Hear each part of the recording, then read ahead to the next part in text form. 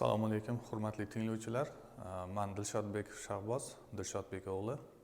Muhandislik grafikasi fanlarini o'qitish metodikasi bo'yicha demak, bugungi mashg'ulotimiz muhandislik grafikasi fanlarini maqsadi, vazifalari, mohiyati, tamoyillari, qonuniyatlarini ko'rib chiqamiz. Va undan tashqari muhandislik grafikasi fanlarini o'qitishning zamonaviy yondashuvlar, o'qitishdagi zamonaviy yondashuvlar va rivojlanish tendensiyalarini demak, bugun muhokama qilamiz. Muhandislik grafikasi fanlarining maqsadi, bu fazoviy tasavvurni rivojlantirish. Hammamiz bilamizki, oliy ta'lim muassasalarida birinchi bo'lib fazoviy tasavvurni rivojlantirish bilan shug'ullanamiz. Fazoviy shakllar va munosabatlar, ularning geometrik modellari va grafik tasvirlari asosida tahlil qilish, sintez qilish bilan demak, asosiy maqsadi shulardan iborat ekan. Bilim va ko'nikmalarni yaratishdan iborat. Barcha ma'lumotlarni demak, iqtiboslik keltirgan holatda o'rganishni boshlaymiz. Demak, bu ma'lumotni Leibov tomonidan berilgan, ya'ni ta'rif berilgan. Bu kabi ta'riflar barchasi bir-biriga yaqin, ya'ni muhandislik grafikasi fanlarining maqsadi umumiy bitta bo'lganligi uchun demak, bir-biriga yaqin va men ko'proq mana shu Leibovni fikriga qo'shilgan holda shuni keltirishga qaror qildim. Endi muhandislik grafikasi fanlarining vazifalariga to'xtaladigan bo'lsak, muhandislik grafikasi fanlarining vazifalari ortogonal proyeksiyalarga asoslangan fazoviy modellarni yaratishni va ushbu modellarning fazoviy shakllari va munosabatlari bilan bog'liq muammolarni yechishni o'rganish. Ya'ni tekst chizmani tekst chizma asosida uni fazoviy holatini demak, fazoviy holatini tushunish. Keyingisi konstruktorlik hujjatlarning yagona tizimi, ya'ni chizmaga qo'yiladigan talablar, standartlarni o'rgatish bilan shug'ullanadi, to'plash, ularni yetkazish talabalarga shu kabi muammolar bilan shug'ullanadi. Keyingisi kompyuter grafikasi, geometrik modellashtirishni, geometrik obyektlar tushunchasi, chizma grafik ishlarini avtomatlashtirish vazifalarini yechish uchun zamonaviy interfaol grafik tizimlar bilan tanishish bilan demak shug'ullanadi. Bu ta'rifni esa Usikova o'zini tadqiqot ishlarida bergan. Keyingi slaydimiz.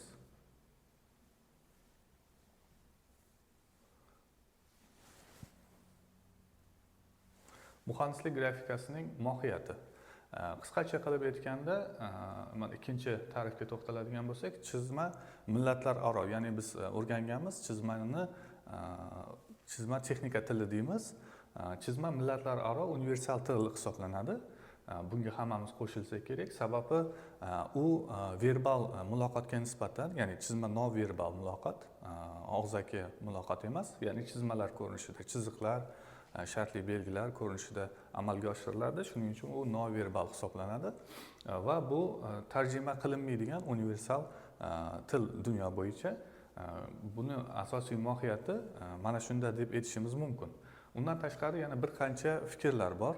Undan mana bittasini keltirganmiz. Bunda muhandislik grafikasi fanlarining o'ziga xos xususiyatlari shundaki, ular real obyektlarni uning modeliga o'tishga va teskarisi, boya aytib o'tganimizdek, 3D modeldan, ya'ni model ko'rinishidan, fazoviy ko'rinishdan uni tekis holatda ortogonal proyeksiyasini chizish va teskari jarayon ortogonal proyeksiya asosida uning 3D modelini biz fazoviy tasavvurimizda shakllantirishimiz. Shular muhandislik grafikasining asosiy mohiyati hisoblanadi. Bu fikrlarni esa Fedotovadan ilmiy tadqiqot ishlaridan olingan. Keyingisi, endi muhandislik grafikasi fanlarini o'zini strukturasiga keladigan bo'lsak, biz respublikamizda oliy ta'lim muassasalarida muhandislik grafikasi fanlariga quyidagilarni kiritamiz. Ularning tarkibida birinchi bo'lib chizma geometriya fanimiz, demak, bir xil nimalarda oliy ta'lim muassasalarida bizda ikki xil sohalarda o'qitiladi. Ya'ni birinchisi pedagogika, ikkinchisi bo'lsa texnika yo'nalishlarida. Texnikada bular bo'lim yoki modul qilib o'qitilsa, pedagogikada bular alohida fan. Shuning uchun men fan sifatida gapirib ketaman. Chizma geometriya fanimiz birinchi bo'lib o'qitiladi asosan, chunki bu fundamental fan deb yuritamiz. Undan bilamiz. Undan tashqari chizma geometriyaning birinchi asosiy funksiyalaridan bittasi bu talabalarning fazoviy tasavvurini rivojlantirish bilan shug'ullanadi. Shuning uchun buni chizma geometriyani birinchiga qo'yganmiz. Keyin chizma geometriya shu bilan birga proyeksiyalash usullari bilan, ya'ni markaziy va parallel proyeksiyalash deymiz.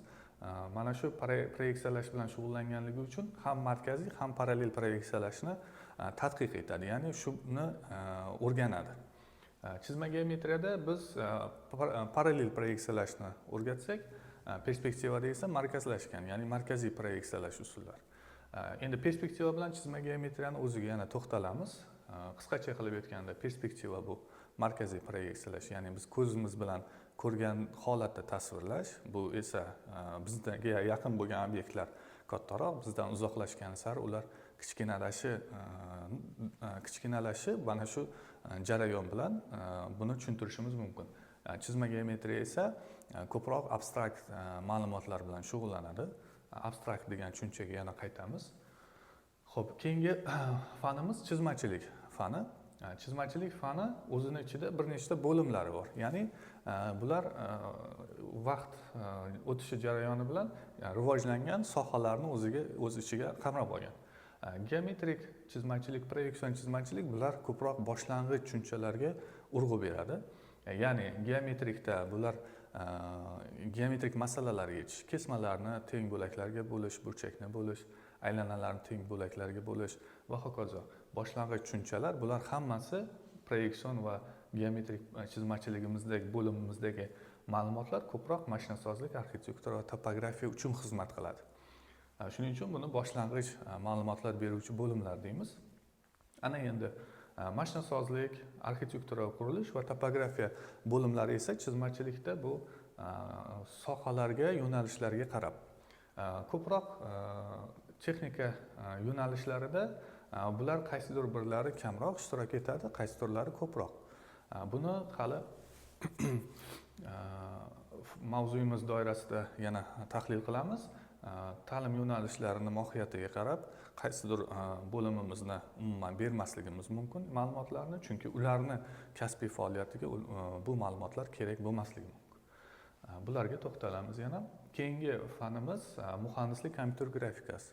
Bu nisbatan ichida, mana shu 3 ta fanimiz ichida yoshi deymiz.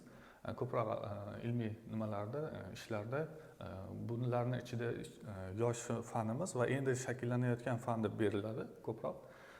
Bu shakllanib bo'lgan hozirgi kunda va mana bu ikkita chizma geometriya va chizmachilikning qonuniyatlariga asoslangan holda yaratilgan. Ya'ni dasturchilar tomonidan, informatiklar tomonidan yaratilgan dasturlar mana shu chizma geometriyada boya aytib o'tganimizdek markaziy va parallel proyeksiyalash, undan tashqari mana bu bo'limlardagi barcha qonuniyatlarni o'z ichiga olib, yangi faqat bu mana bu yerda an'anaviy usulda, ya'ni qo'lda bajaradigan bo'lsak, bu yerda esa vositamiz endi kompyuterga o'tdi. Ya'ni bizni vaqtimizni mana bu mexanik jarayonga emas, ko'proq vaqtimizni samarali foydalanib, iqtisod qilingan vaqtni ko'proq yangi detallar, yangi muhandislik g'oyalarini ishlab chiqish uchun, yo'naltirish uchun xizmat qiladi.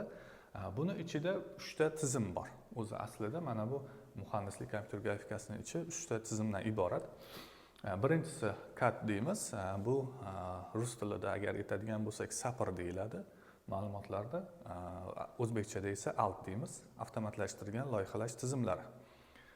Avtomatlashtirilgan loyihalash tizimlarining vazifasi chizmani elektron chizma chizish va u asosida uning 3D modelini, virtual modelini yaratish.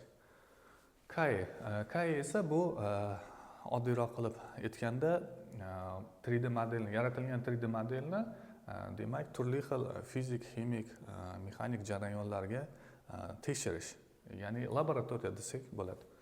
CAM esa bu hozirgi kunda rivojlangan additiv texnologiyalar deydi, ya'ni 3D printerlar. va qolaversa chipu stanoklar avtomatlashtirilgan ishlab chiqarish jarayoniga moslashtiruvchi dastur tizim hisoblanadi. Ya'ni biz yaratgan 3D modelni mana shu tizim orqali biz uni chop etishimiz 3D printerda yoki bo'lmasam chipu stanok yordamida ishlab chiqarishimiz mumkin bo'ladi. Ana endi fanlarga qisqacha to'xtalib o'tamiz har bir fanimizga. Chizma geometriya boya aytganimdek, demak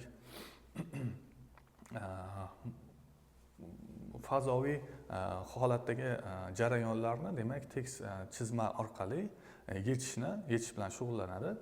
Gaspar Monshni yaratuvchisi, ya'ni chizma geometriyani otasi deymiz.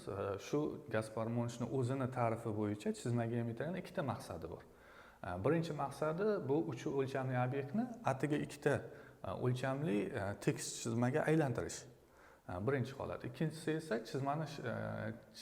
jismlarning shakli va nisbiy holatdan muqarrar ravishda ular haqidagi ma'lumotlarni aniq tasvirlashdan iborat deydi. Bu Gaspar Monshni o'zini ta'rifi. Endi agar qisqacha shu ta'rifni izoh berib ketadigan bo'lsak, bu fazoviy obyektlarni, ya'ni boya aytib o'tdik, chizma geometriyada biz abstrakt ma'lumotlar bilan ko'proq shug'ullanamiz. Chizma geometriyaning o'zi aniq fan, lekin uni ichida o'rganadigan demak ma'lumotlarimiz ko'pincha abstrakt bo'ladi. Masalan, bu abstrakt tushunchasiga ta'rif berib ketaman. Abstrakt deganda biz nuqta, to'g'ri chiziq, tekstlik deb o'rgatamiz talabalarga. Bular o'zi aslida hayotda yo'q, ya'ni real hayotda ular qidirsa buni topa olmaydi. Lekin ularsiz ishlab chiqarish jarayoni hozirgi kunda bizni atrofimizni o'rab turgan barcha obyektlar, jismlar bu tushunchalarsiz ishlab chiqarilmaydi.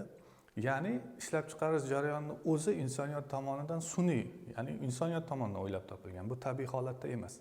Endi insoniyat qonuniyatlari asosida o'zimiz ishlab chiqarish uchun yaratdik o'sha tushunchalarni va shu tushunchalar asosida ishlab chiqarish jarayoni ishlaydi.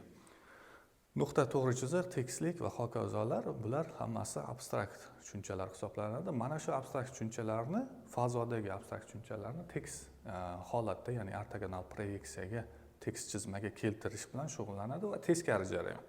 Chizma asosida uni o'qish orqali boyagi bo'layotgan vaziyatlarni fazodagi holatini xayolan shakllantira olish jarayoni bilan shug'ullanar ekan. Mana bir necha misollar keltirilgan. Bu yerda chizma geometriyaga yana agar ta'rif qo'shadigan bo'lsak, asosan metrik va Poisson masalalar bilan shug'ullanadi. Metrik va Poisson mana bu joyda boya aytib o'tgan ta'rifimiz, demak fazoviy holatda ro'y berayotgan jarayonlarni tekst holatda tasvirlash va teskarisi. Mana bu joyda ikkita sirtni aylanish sirtlari keltirilgan misol tariqasida. Ikkita aylanish sirtini o'zaro kesishish chizig'ini aniqlash bo'yicha masalalarimiz bor. Misol tariqasida bu kabi masalalar juda ko'p. Oddiydan murakkabga qarab ketiladi. Mana bu chizma endi talabalarda mana shu chizma asosida tasavvurlari mana bu kabi rivojlantirish kerak. Chizma geometriya mana shu ishlar bilan demak shug'ullanadi. Talabalarning fazoviy tasavvurini rivojlantirish va ularni birinchidan shakllantirish, keyin uni rivojlantirish bilan shug'ullanar ekan. Chizmachilik bo'limimiz, fanimiz, chizmachilikka ham bir necha ta'riflar berilgan. Qisqacha qilib va ko'proq optimal bo'lgan ta'riflarga to'xtalib o'taman. Chizmachilik fanining asosiy maqsadlaridan biri bu hajmli obyektni tasvirlash. Bu ham chizma geometriyaga o'xshaydi. Ta'riflarda o'xshaydi juda. Sababi bu ham haqiqatda o'sha ishlab chiqariladigan obyektlarni qog'ozga, ya'ni tekst chizmaga aylantirish va teskarisi. Tekst chizma asosida uni ishlab chiqaruvchi odam xayolan uni uch o'lchamli holatini tasavvur qilishi kerak. Faqat bu yerda endi biz abstrakt ma'lumotlar bilan emas, haqiqatda ishlab chiqariladigan yoki o'quv modellari bilan ishlanadi. Bu yerda mana bu yerda metrik va Poisson masalalarga yechilgan bo'lsa, bu yerda esa endi aniq ishlab chiqarishga mo'ljallangan detallar bilan ish olib boriladi. Buni Moiseyeva o'zini ishlarida, tadqiqot ishlarida ta'riflab ketgan va shu qatorda yana Agoshkinaning ham o'zining ta'riflari bor. Bularni demak slayd orqali ko'rishimiz mumkin. Xo'p, mana misol tariqasida keltirilgan. Bu ko'proq mashinasozlik bo'limiga taalluqli. Demak, tekis holatda chizmalar berilgan, uni uch o'lchamli holati. Biz ilmiy tilda, ya'ni fan nuqtai nazaridan aksionometriya deymiz. Aksionometriya esa berilgan, lekin aksionometriya o'zi aslida ishlab chiqarish jarayonida foydalanilmaydi. Ya'niki aksionometriyaga o'lcham qo'yilmaydi qonuniyatlarimiz bo'yicha, davlat standarti bo'yicha. Shuning uchun mana bu tasvir bo'yicha, yaqqol tasvir bo'yicha model ishlab chiqarilmaydi. Buni tekis o'lchamlari, ya'ni tekis chizmalari asosida ishlab chiqariladi. Chizmachilikda asosiy bizni funksiyamiz shundan iboratki, talabalarga chizmalarni davlat standarti bo'yicha, ya'ni talabi bo'yicha chizishni o'rgatishimiz va undan tashqari o'sha chizmalarni o'qiy olishi. Ikkitagina asosiy katta funksiyamiz bor. Bu chizmani chizish, bajara olish va uni o'qishni o'rgatishimiz kerak. Mana bu demak ikkita holatni ham tasvirlashga yaqqol tasvir bo'la oladi. Ya'ni yaqqol tasvir asosida uni tekis holatini ham tushunishi kerak talaba va teskari jarayon ya'ni tekis chizmalar asosida uni yaqqol holatini, ya'ni aksionometriyasini ham tasavvur qila olishi kerak ekan. Seminovani fikriga ko'ra, chizmani o'qish qobiliyatining muhim tarkibiy qismlari sifatida obyektni fikran aylantirish harakati nazarda tutiladi. Ya'ni Seminovani fikriga ko'ra, talabalarda o'sha fazoviy tasavvurni rivojlanganligi, qobiliyatni borligini anglatuvchi birinchi katta omillardan biri uni o'sha obyektni fazoda fikran aylantira olish deb shu fikrni bildiradi. Biz ham u fikrga qo'shilamiz. Sababi biz chizmada aylantira olmaymiz yaqqol tasvirni, lekin fazoda o'sha muhandis bo'ladimi, o'zini kasbiy faoliyatida yaratayotgan narsasini xohlagan tarafdan ko'ra olishi kerak. Ya'ni uni aylantirib fazoda fikran tasavvur qila olishi kerak. Va oxirgi fanimiz bu muhandislik kompyuter grafikasi. Bu yerda ham mana nimalarda izohlarda ko'rishimiz mumkin.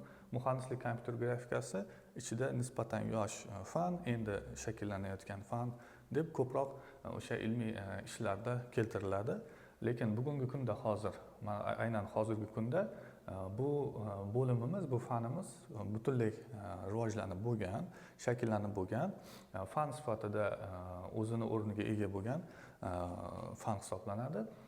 Shu bilan birga mana shu muhandislik kompyuter grafikasining imkoniyatlari hozirgi kunda chizma geometriya va chizmachilikni fundamental bilimlarga asoslangani bilan birga ularni mavjud bo'lishi, ya'ni hozirgi kunda chizma geometriya va chizmachilikni kerak yoki kerak emasligiga ham shubha uyg'ontiradi. Ya'niki bilamizki, har bir fan rivojlanadi o'zini fan doirasida.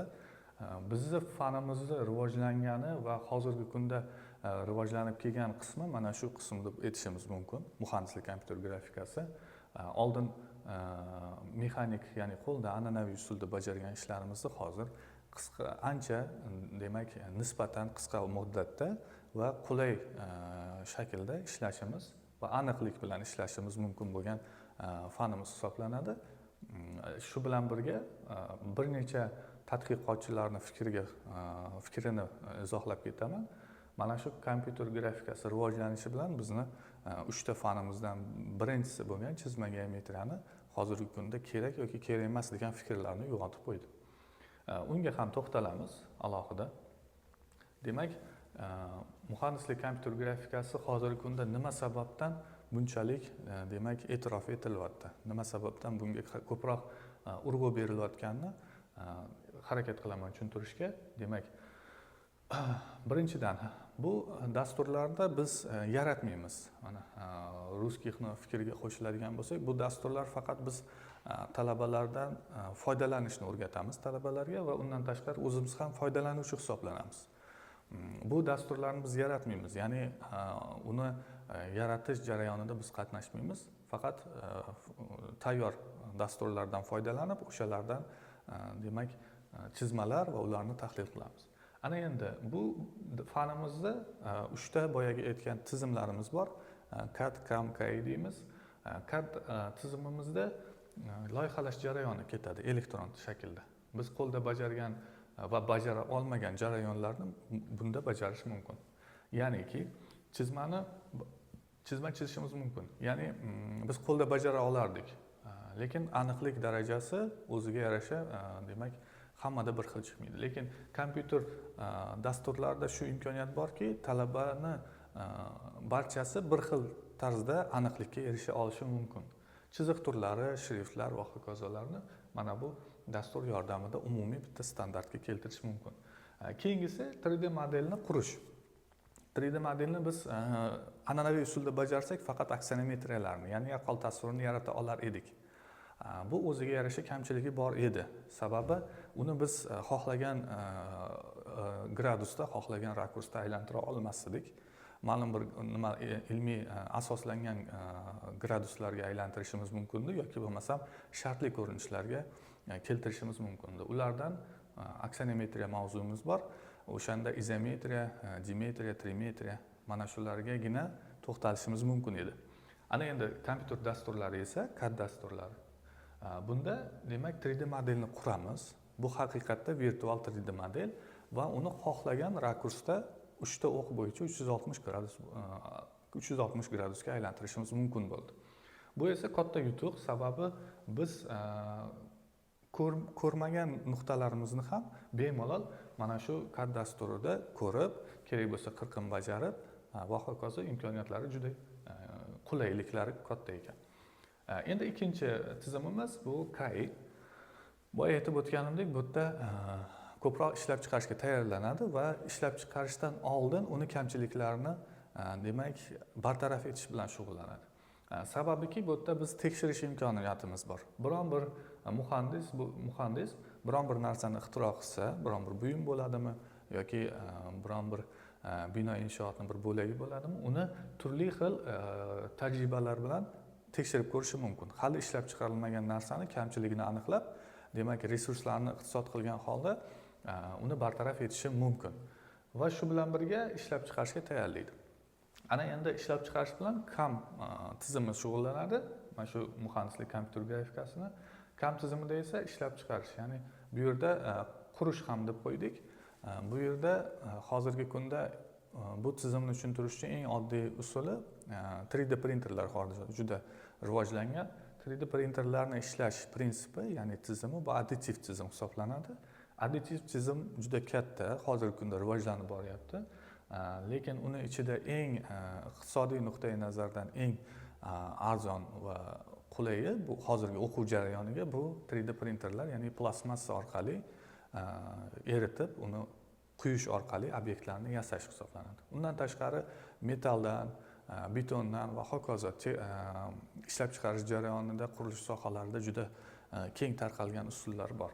Lekin biz o'quv jarayoni bo'lganimiz uchun, o'quv jarayonida qatnashganimiz uchun bizga qulayi mana shu 3D printerlar bo'lib turibdi. Undan tashqari CPU stanoklari ham hozir keng rivojlangan, ya'ni ishlab chiqarish jarayonini o'zi ham to'liq avtomatlashtirishga qarab ketyapti. Shuning uchun mana bu jarayonlarni 3D modelni yaratib, uni tekshirib, keyin CPU stanokka bersak, bu yerda inson omili, ya'ni inson xato qilishi, ishchini xato qilish omili juda pasayar ekan.